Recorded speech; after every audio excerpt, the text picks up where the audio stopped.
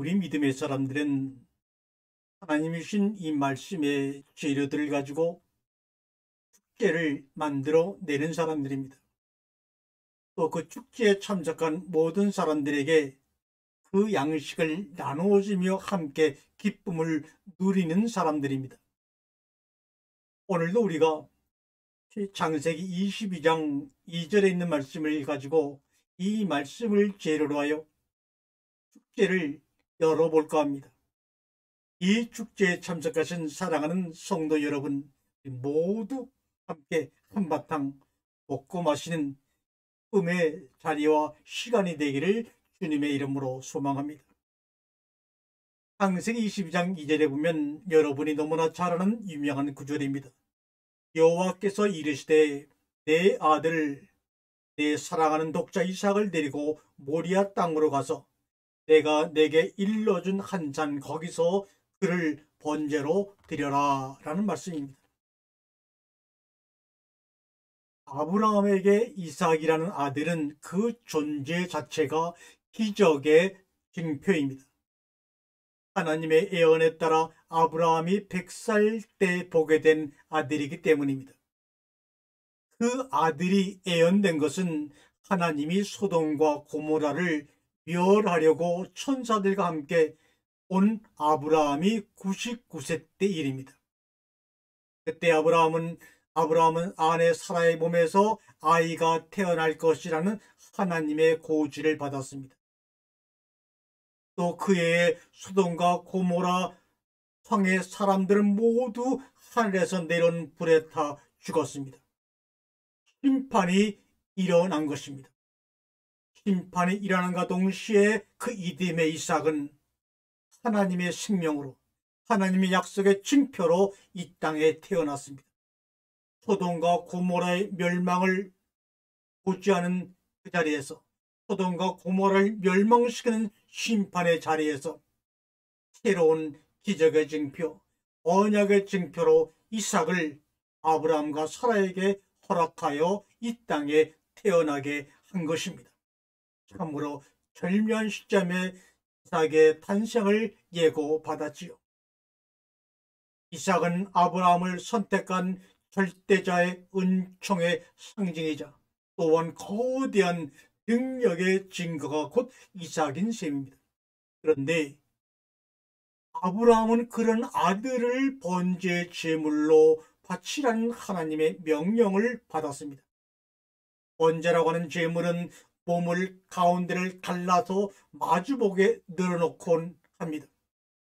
이제 그는 아들의 배를 가르고 아들의 몸이 타는 냄새를 맡아야 합니다. 하나님의 명령도 그 명령에 순종하는 아브라함의 태도도 이해할 수 없는 대상하고 황당무계하지 않을 수가 없습니다. 하나님의 명령도 그렇고 거기에 순종한 아브라함의 모습도 정말로 상식적이지 않고 가능하지 않은 일들을 지금 성경에서 기록하고 우리에게 이야기를 하고 있습니다. 역사에 보면 공적인 명분을 위해 자식을 바친 경우라면 적지 않은 예들을 우리가 알 수가 있습니다. 명분이 있는 죽음이었다는 것입니다. 그런데 아브라함은 과연 어떤 명분을 위해서 아들을 죽이려고 했는가? 이 질문에 답하기가 쉽지 않습니다. 왜냐하면 그 이유가 성경에 나와 있지 않기 때문입니다. 하나님의 명령에 순종하기 위함입니까? 왜 무조건 순종입니까? 하나님이 말씀하신 그 말씀에 무조건 순종하지 않으면 소돔과 고모라를 불러 심판하여 멸망시킨 것처럼 그 말을 순종하지 않는 그들을 응징하는 무서운 존재라서 떨며 두려운 마음으로 아들을 바친 것일까요? 아니면 하나님이 준 축복의 언약을 실현하기 위해서일까요? 그런데 이것이 말이 안 되는 이유는 이삭 자체가 그 자체가 축복인 아들을 죽이면서 축복의 실현이라면 이거는 말이 안 되는 말 아닙니까? 게다가 그 축복이라는 것이 하늘의 별처럼 자손이 번성하게 해주겠다는 것 아닙니까? 후손의 번창은 바로 그 아들 이삭을 통해 약속된 것인데 언약의 실현을 위해 그를 죽이는 것이 말이 됩니까? 어찌 인간이 하나님의 뜻을 제대로 알겠느냐고 사람들은 말합니다. 이런 역설과 부조리를 뛰어넘어서야 비로소 진정한 믿음의 차원이 열린다고 주장들 합니다.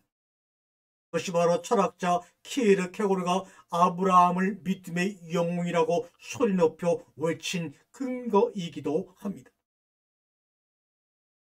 세속의 눈으로 보자면 아브라함은 분명 직계 비속 살인 미수범이지만 그와 같은 법적 윤리적 시련을 넘어 믿음의 세계로 나아감으로써 아브라함 그는 새 종교 유대교와 기독교와 이슬람교의 조상이 되었다고 말합니다.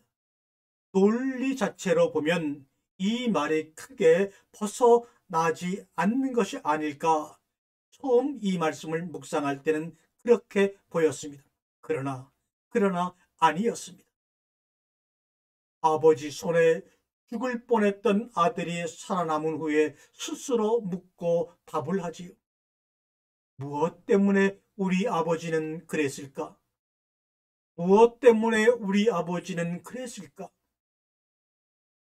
그때 이삭의 영혼을 치고 들어오는 소리가 있었습니다. 그것은 순종 때문도 아니고 그 말씀에 순종하지 않으면 소돔과 고모라처럼 징벌하는 하나님의 그 징벌이 무서워서 그런 것도 아니고 그것은 오로지 사랑 때문에 일어난 일이라고 하는 영혼의 울림이 이삭을 향해서 치고 들어왔습니다.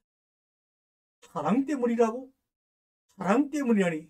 그렇다면 누구에 대한 누구의 사랑이란 말인가? 그 사랑은 어떤 사랑인가? 자연스럽게 흘러나오는 이런 질문들에 우리는 직면하게 됩니다. 이 의문문들을 응시하다 보면 연이어 또 연이어 새로운 질문들이 솟아나게 됩니다. 아브라함이 하나님에게 이삭의 목숨을 바치는 것은 논리적으로도 상식적으로도 윤리적으로도 불가능한 일입니다. 그런 행위 자체가 이삭을 통해 아브라함의 자손을 번성케 하리라는 하나님의 언약을 정면으로 부정하는 것이기 때문입니다. 다시 말하면 하나님의 자기 부정이 되는 것입니다. 이에 대해 신약의 히브리서는 아브라함이 부활을 믿었기 때문에 거리낌 없이 자기 자식의 몸에 칼을 겨눌 수 있었다고 이야기합니다. 그러나 그런 논리는 아브라함의 행위를 오히려 하찮게 만드는 것이라고 해야 맞습니다.